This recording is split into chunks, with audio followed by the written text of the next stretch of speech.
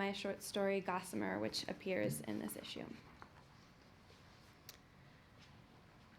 On one of my last nights in Baltimore, snow sifted down in an early storm of the season, and I was settled into the darkness of the house, alone for once, and not expecting to see anyone, when there was a knock on the door, and there was Matthew.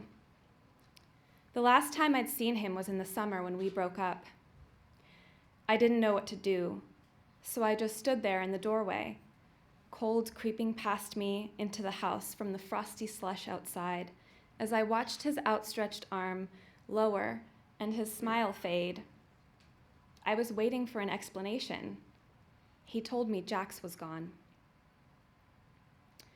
The old house felt cold even with him in it, the radiators not keeping up with the frost that had swept in as I'd watched his face.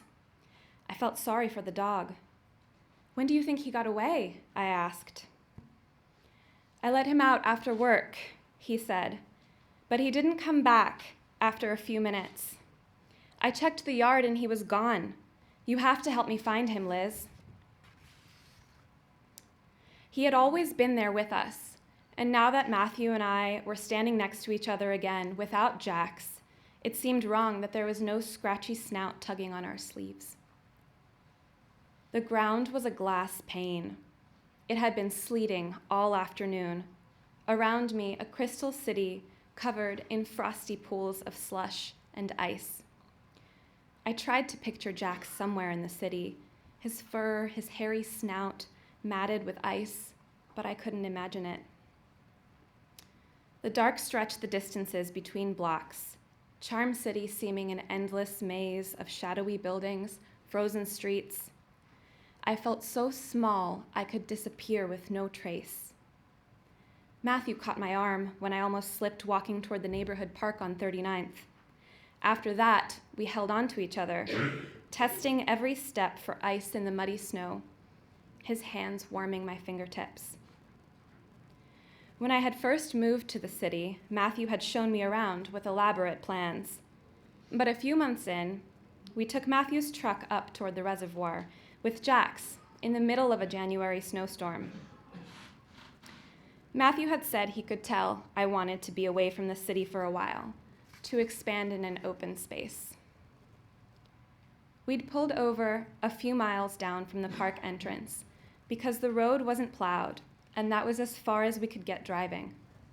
Jax dodged ahead of us, collapsing into deep pools of powdery snow, emerging with white pyramids on his nose and eyebrows, his ruddy fur glazed white. The forest was candlelit, everywhere snow reflecting light, holy. We could barely speak, so Jax's jingling tags and our boots swishing through soft powder were the only sounds. In the woods, the snow didn't fall as fast, and we watched glittering flakes sift between branches, fall into the bark of trees, pine boughs, the wool of our hats. I had been giddy, cheeks red from excitement as much as the cold. I kept us walking for what felt like hours. We finally stopped when we reached a ridge overlooking the gray water of Gunpowder Falls. There under a pine, Matthew had pulled me into him, moving my hands into his jacket, and kissed me until I was dizzy. His lips and tongue and hands on my face were warm, and kissing him was like slipping into a bath. All around us it smelled like soil and tree sap. When my teeth started chattering, he pulled a thermos and flask from his backpack, hot chocolate and rye. We drank it as Jax tumbled back and forth between trees, stopping only to pant at our feet.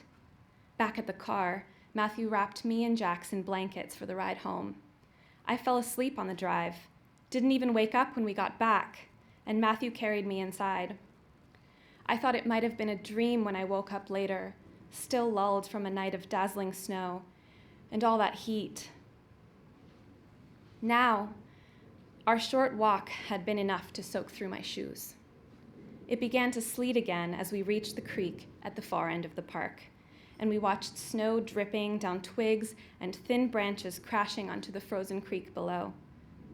We could barely see and walked back toward town. It was too wet to reflect any light, too wet for the slush to fall noiselessly.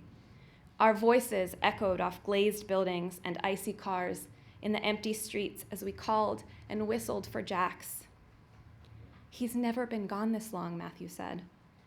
And I knew we were both worried about what we couldn't say. Was he lost forever? In the city, there were so many things that could have gone wrong. Instead, I said, "We'll find him." And as I said it, it felt true that anything was possible, that we'd all be just fine.